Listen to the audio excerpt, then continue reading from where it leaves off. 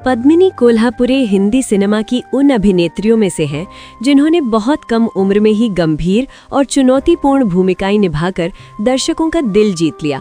1980 के दशक में उन्होंने प्रेम रोग, वो 7 दिन, इंसाफ का तराजू और आहिस्ता आहिस्ता जैसी फिल्मों से लोकप्रियता हासिल की। लेकिन शोहरत के साथ साथ फिल्मी दुनिया में उनसे जुड़े कुछ ऐसे किस्से भी सामने आए जिन्हें उस दौर में बदनाम कहा गया।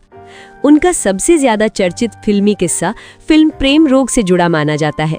इस फिल्म में उन्होंने विधवा युवती की भूमिका निभाई थी, जो उस समय बेहद संवेदनशील और साहसी मानी जाती थी। कई रूढ़िवादी वर्गों ने इस किरदार को लेकर आलोचना की और कहा कि इतनी कम उम्र में ऐसी भूमिका निभाना सामाजिक सीमाओं के खिलाफ है। हालांकि यही भूमिका आगे चलकर उनके करियर की सबसे बड़ी पहचान बनी। एक और बदनाम किस्सा फिल्म इंसाफ का तराजू से जुड़ा रहा। इस फिल्म में बलात्कार जैसे गंभीर विषय को दिखाया गया था। फिल्म में पद्मिनी के कुछ दृश्य उस दौर के हिसाब से बेहद बोल्ड माने गए। रिलीज के समय मीडिया और समाज के कुछ हिस्सों ने फिल्म और खासकर पद्मिनी की आलोचना की। कहा गया कि ये फिल्म मर्यादा की सीमा पार कर रही है, जबकि सच्चाई ये थी कि फिल्म एक सामाजिक संदेश देने की कोशिश कर रही थी और पद्मिनी ने एक साहसी कलाकार की तरह भूमिका निभाई।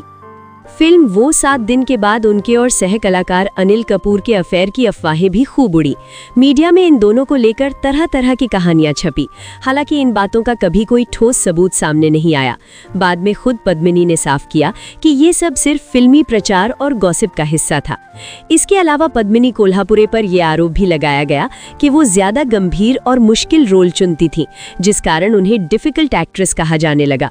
कुछ निर्माता मानते थे कि ऐसी भूमिकाएं बॉक्स ऑफिस पर जोखिम भरी होती हैं। यही वजह रही कि कुछ समय बाद उन्हें कम फिल्में मिलने लगी और इस बात को भी गलत तरीके से उनके खिलाफ इस्तेमाल किया गया। सबसे चौंकाने वाला फिल्मी फैसला तब सामने आया जब पद्मिनी ने करियर के शिखर पर रहते हुए शादी कर ली और फिल्मों से दूरी बना ली।